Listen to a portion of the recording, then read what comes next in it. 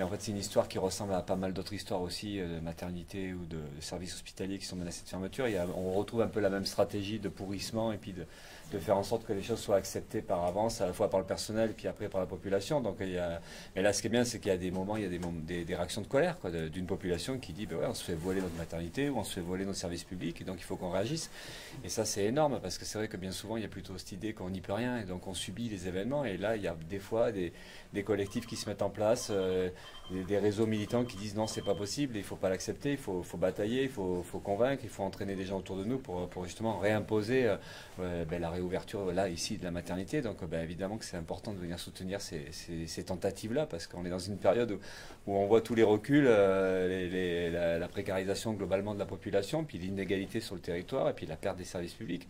Donc il faut qu'on réagisse. Donc voilà, c'est important de venir ici, de soutenir, et puis d'essayer de faire en sorte que ces exemples-là, ça devienne contagieux, quoi. Parce que là, c'est une maternité, mais à un autre endroit, c'est un hôpital, c'est une ligne de chemin de fer, c'est un bureau de poste, c'est une école. Enfin, voilà, on est flingué de toutes parts sur toutes ces questions-là. Donc ouais, il faut encourager ça et puis essayer de relever la tête et de se dire que c'est possible, de faire trembler des ministres, de faire trembler des gouvernements, de dire ben non, là, il y a une machine à broyer, il y a une machine infernale qui est en place, et ben voilà, il faut l'arrêter. Et pour l'arrêter, ben, c'est la population qui peut le faire, quoi.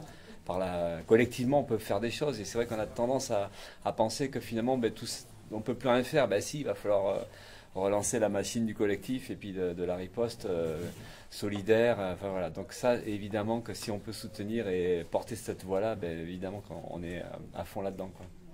Justement, on entend beaucoup de problèmes en ce moment dans le domaine de la santé, que ce soit avec les EHPAD, la désertification médicale, le surmenage. Maintenant, la maternité ici, qu'est-ce que ça reflète tout ça selon vous?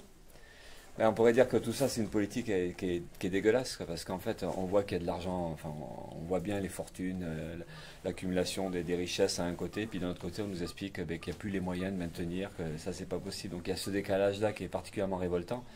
Et après, encore une fois, l'autre aspect, c'est comment nous, dans nos têtes, on peut aussi évacuer tout ce sentiment de résignation, de fatalisme, et finalement, comme s'il y avait des lois qui étaient là, enfin, des choses contre lesquelles on ne pouvait rien.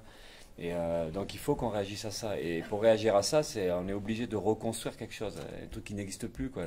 Des liens de solidarité, d'une coordination, enfin des habitudes de résistance, et puis d'oser parler en son nom, en notre nom, quoi. De dire, ben nous, la population, nous, les gens d'en bas, ben, on mérite pas ça, et puis on mérite pas ça. Et à côté de ça, il y a aussi la question de la légitimité, de revendiquer. Donc c'est tout ça qu'il faut qu'on reconstruise. Donc on est dans un monde où tout est en train de se casser la gueule, et puis ça va tellement vite que ça renforce cette idée qu'on peut rien. Ben non, il faut relever la tête.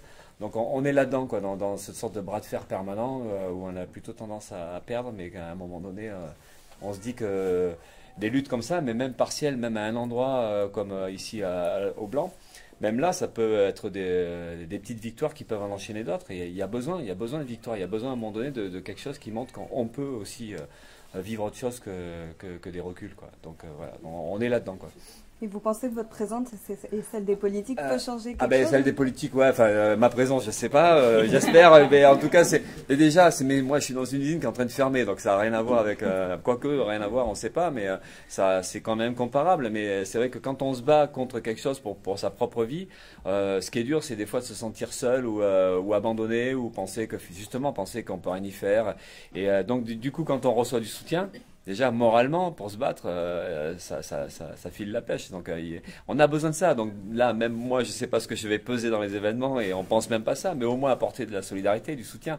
Au moins de dire, bon, ben là, je connais Antoine, je connais d'autres camarades. Et puis, de dire, ben voilà, on essaie de faire bouger les choses, on essaie d'aider, de porter le message, de faire entendre. Et au moins faire ça, quoi.